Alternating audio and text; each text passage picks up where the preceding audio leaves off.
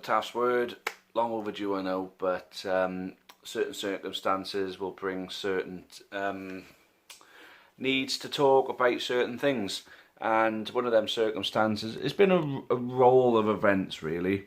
Obviously since the COVID crisis kicked in and the lockdown started, there's been an awful lot of uncertainty around football, which I've spoken an awful lot about. But with that though, there's been an awful lot of uncertainty with the future, not just the future of League Two, but the future of our club, Newport County, and everybody else's. To say that we're in challenging times at the moment would be a complete and utter understatement. And to be honest with you, like I said, a chain of events following that is shaping our future. Now, we've got to take into account what's happening with other clubs, but let's just say that from up till today, let's just say it's presented a very unfavourable scenario for our future. So, from the beginning, obviously after the lockdown, there was a lot of silence. A lot of people didn't appreciate it. Me personally, even though I felt hard done by and mistreated by our club on the back of being asked to stand in as a volunteer, I still supported the club and their stance with not putting anything out until there was something, how can I put it, something that was concrete and factual. Now, some clubs put some things out, but they couldn't really put anything out factually until the EFL made a final decision based on the votes of the clubs. They made that final decision, and basically that day our club decided to then break their silence, which I was in full support of till that point. And in full support of from there, they were putting out all different shreds of news. They were telling us what they were putting out and when, and I thought maybe we're getting a bit of transparency from them.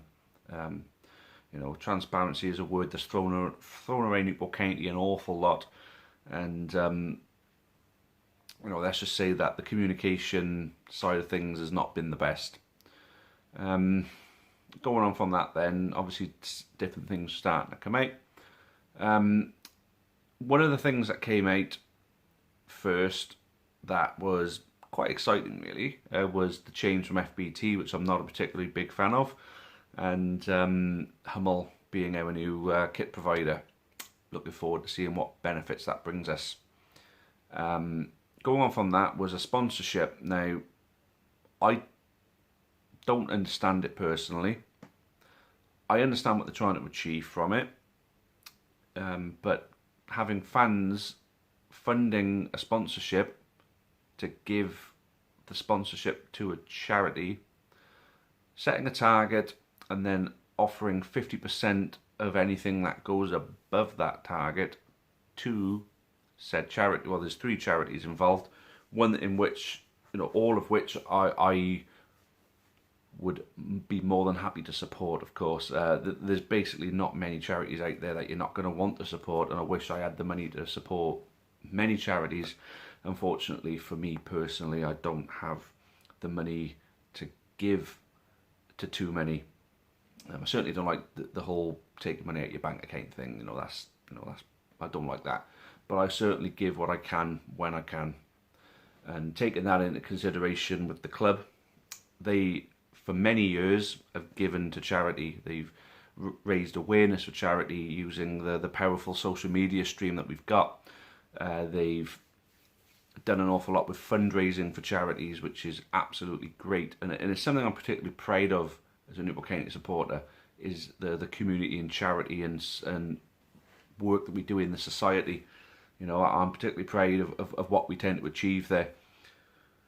But I'm struggling to get my head around not just the splitting of the kit sponsorships, but the whole point of the sponsorship itself being given away and funded by supporters. Now, Bar Amber has been given up, which is a real shame, but I'm glad, absolutely over the moon, that there are supporters who are going to be picking up the reins on that and taking it forward. So well done to all of you who are getting involved in that. Then when the news broke today on who was going to be released from the club, now there were 6 players who were in and around the first team who stood to leave the club at the end of their contract. Scott Bennett, Jamil Matt, Modou Touré, Dominic Polion, Jay Fulston and Dom Jeffries. All of which have been released from the club, and the club's own words is due to the current COVID situation that we're in. So in other words, the club have run out of money, which is very, very worrying. We had an awful lot of money. Not an awful lot of money, that's a bit of an overstatement really. We had a lot of money obviously from the back of the successful FA Cup runs that we've had. And then we've had another cup run season to a degree. Obviously we had West Ham at home, which was on TV. We had Millwall away, which was on TV abroad. And we obviously had the run in the Leasing.com trophy. So I'm thinking that to cover a shortfall, there's going to be a shortfall every season for us unless we do something to recoup that money, whether that be selling a player or going on a cup run. What we would have brought in from the 3 trophies that we went for should have covered that shortfall, which means we shouldn't really have had to dip into our FA Cup money from last season and the season before, of course. It basically means that if we can't afford to keep the likes of Scott Bennett and Jamil Matt at least, then we cannot afford to keep any players, which for me tells me we're not signing any players, which means we're left with a squad of players. I mean, don't get me wrong, we've got some good quality players in there, but we've got also thrown into the mix that Mark O'Brien has had to retire, which would absolutely sadden me. So to lose Mark O'Brien, Scott Bennett and Jamil Matt is bad enough, but then to lose 3 promising youngsters in Modou Touré, Dom Jeffries and Jay Fulston is very disappointing as well, because obviously with gaps in the squad it could have been the opportunity for them to step up to the plate or at least play a squad role and work their way into the team. Unfortunately they're not going to get that chance either. So it's left gaps in our squad, big ones, which we're going to need to fill with loan players. Loan players that are not going to cost any money. So promising youngsters from bigger clubs. So no League 1 and League 2 loans. We're talking, Championship and Premier League players. From their development squads. I think like Bristol City have always sent us players where we haven't paid any money. So we're going to rely heavily on them. The only problem with players like that is that they either tend to be really good or really bad. We've had our share of both. If we're going to have something of a season next year, we're going to need the majority of those players to be bloody damn good. I said, look, at the end of the day, we've lost 3 big influences in our team from 3 different areas of the pitch, and it's going to be difficult to fill their shoes, of course. But what gets me, and before anybody tries to pick from what I've said here and use it against me, I'm going to basically say that I'm all for raising money for charity, 100%. But to give up a big slice of our potential income to it and expect the fans to fund it I don't get it. And I'm sorry, I just don't get it. I mean, the idea behind it is a nice one, and if we were in a financially sound position, I would have been all for it, and I would have donated a fair chunk of money towards it. I haven't donated a penny towards it now, and to be honest with you, I don't really intend to. What I'd rather do is give those charities a one-off donation each. I'd rather do it that way, and I'd rather see the club go out and go and get a big name sponsor. And I know in these challenging circumstances, a big name sponsor is probably going to be difficult to come by, but for someone of Alex Eagle's experience within being a football commercial manager, I would be very, very surprised that he hasn't been able to find a key sponsor to be a kit sponsor. Now, we usually have a main sponsor for the front of the kit and then a back of the kit sponsor as well. Now, I know Pure Vans are signed up to be the away sponsor. Now, It's an interesting idea to obviously split the sponsorships between the kits. I find that quite interesting. If that's a way of if anything, if you're going to do that, right, because you're lowering the gain of the sponsoring company by giving them just one kit. When somebody wants to come in and look for a full package, they're willing to part company with a lot more money. Now, splitting that down, does that mean that there's potentially more money to be made on it? Is 40 grand the going rate per kit? Are we having 3 kits? Is there going to be back of shirt sponsors? Now, if the fans raise that money, great, and I think it is. Obviously, the club get 40 grand. A deserving charity gets their name on the front of our home kit, and anything over the 40 grand, half of it will go to the 3 charities involved. Personally, I'd rather them just pick the one and just gone with the one, because you're going to you're running the risk of disappointing 2 charities, which I don't like. But overall, we've just let go 2 of our best players, and 1 of them have had to retire. So 3, we've lost 3 of our best players, and we're probably not going to have the money to replace them. What I'd rather have done is have a fans fundraiser, a crowdfunder, to subsidise their wages, so we can at least keep 1 of them. Jammer, Scott Bennett, obviously Mark O'Brien's not an option, but let's just say, we went with Scott Bennett. He's been with us for 4 years. He's been, one of our most consistent players, and he and his presence in the team next season could make a real difference. I, for one, would rather do a crowdfunding to raise the money to sign Scott Bennett back on a contract. Or, we could go for Jammer, or maybe we could look to raise the whatever amount of money it would take to keep them both, and see if we can do that. I mean, if the club are that confident we're going to raise 40 grand in sponsorship to put a charity's name on the front of our kit, surely to keep 2 of our best players, there's more money in it. And I mean, if a crowdfunder went out like that, I'd be more than happy to put into it. Bar Amber doesn't sit right with me. What I would have liked is maybe for the board to put out an email to basically explain the situation. Say, look, we're at the point where our lease has ended with Bar Amber. If we renew it, we've got to pay the rent throughout the time where we can't use it. And we, gather some emails and some feedback from supporters. You might find that there'll be 1 or 2 supporters who've got a little bit of money, who love going into Bar Amber, who'll be willing to help pay for the rent, so the club haven't got to. Because trust me, that pub means something to a lot of people. The people who frequent in there really enjoy their time in there. I know a lot of people love going in there on match days and are big fans of the concept of having a Newport County owned pub. I mean, I don't think it's been supported as well as it probably should be, especially on non-match days. But at the end of the day, it's something that was ours, and we gave it identity. The place is awash with Newport County, and to just discard it, I think, was a poor move. And I think what should have happened was the club actually approached fans for their thoughts. We're a fans-owned club at the end of the day, and what is a fans board without the fans and their opinions? I mean, I can't help but feel somewhat disjointed as a supporter from the club, and it's a shame to have to say that.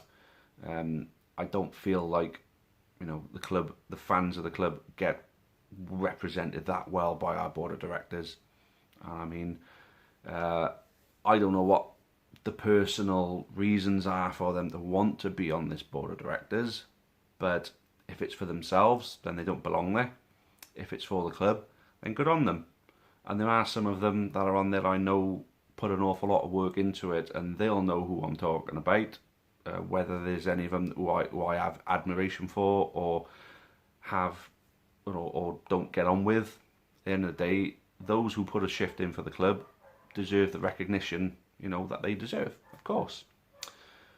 But I just feel distanced from the club, but without actually doing anything to be distanced from the club, especially since I was asked to stand down as a volunteer. That still hurts, I've got to be honest with you. It does. it does still hurt. And you know, I mean, as much as I can concentrate on doing Amber Army stuff, and you know, who wants to stand out in the rain selling half-time draw tickets, you know, during the middle of the winter? Nobody.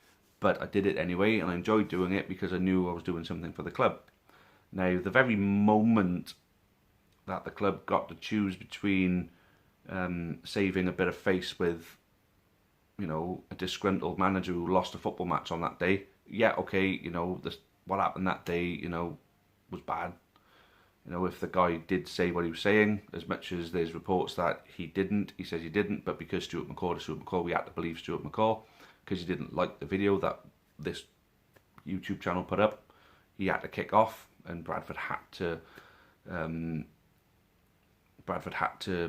complain to the FL, knowing that Bradford and the FL together would best a little old Newport County no matter what.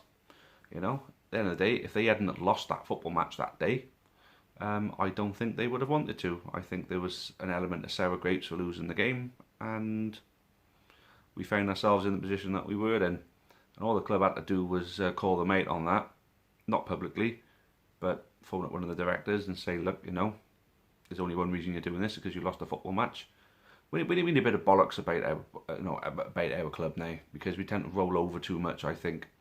But that's just my own personal opinion, and maybe there's a bit of, you know, residual bitterness about what happened. But who can blame me, really, though? You know, you put everything into a football club that you love, and they turn you away like you never really mattered. So there's my feelings towards the club itself at the moment. But I absolutely adore Newport County. I absolutely adore, you know, the badge, the players that wear that badge, and the fans, you know, the people who I go to the games with. So I'll always adore Newport County, but as much as it pains me to say, I haven't missed it. And a lot of it goes down to what happened there. And I hope people have a bit of a look at themselves and sort of realise that, you know, my love for my football club has died off somewhat because of the way I was treated by said football club, or because of it was a nothing video where nothing was said on it. All you could see was someone taking the piss out of Stuart McCall and allegedly saying these things. If the guy actually said those things, then he deserves all the punishment, and Stuart McCall deserved the apology that we obviously sent out as a group, which was never acknowledged by anybody either. Whether they cared, I don't know. They just wanted to cause some problems, but there we go. Yeah. Anyway, I fear for next season. I hope that we can put together a team. I hope Flynn has the opportunity to do what he wants to do with the team. But I'll never get this sponsorship thing. I'll never get it. I'd rather have put something into a fund to keep our better players. We are going through challenging times, to say the least. And, you know, we should be thinking of safeguarding the future of Newport County before thinking about charity. That's my personal opinion on it. But, you know, at the end of the day, if we do a good thing for charity and we come through it and we end up having a decent season, then I'd have been wrong and it would have all worked out well. But from where I'm sitting, I don't see how we've got that kind of luxury when we can't keep hold of players like Scott Bennett, basically. Anyway, thanks for watching, guys. Yeah, I'm going to try and put a few more of these out, but I'm going to try and do it on a bit more of football as a whole, rather than just, you know, whinging about the club. So, yeah, look forward to, you know, doing more of them. All right, any sort of suggestions or things that you guys actually want to see, feel free to pop something in the comments, and hopefully I'll have some more one-to-ones with some ex-players coming up soon. All right, thanks for watching all. Cheers for now, and as always, up the county. Many thanks for watching the latest content on the Amber Army channel. Please make sure you leave us a like. Make sure you subscribe for more content, both for the neutral football fan and also plenty of Newport County. Even more Newport County content can be found on the club's iFollow channel on the link above. It is just £4.49 per month to subscribe to that service. And those of you feeling extra generous can also support us on Patreon on the link at the bottom there. That would be a monthly donation of your choice. Thank you again, make sure you've subscribed, and as always, up the county.